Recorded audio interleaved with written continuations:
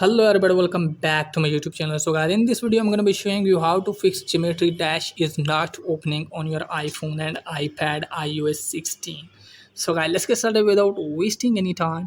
First of all guys, what you have to do is just simply reboot your iPhone, and after that check whether the problem has been fixed or not. And if the problem still exists there, then what you have to do is just simply offload the app. For that, open settings, scroll it down, tap on general, and from here you have to tap on iPhone storage, and from here you have to offload a specific game which is creating that problem. It means you have to offload Geometry Dash from here, and after that reinstall it and then check whether the problem has been fixed or not.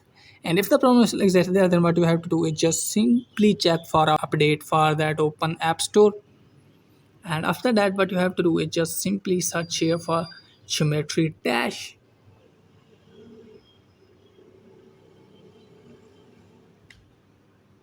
So you have to search here for update, but it's showing here open. If any update available here, then you have to update this one, and after that check whether the problem has been fixed or not.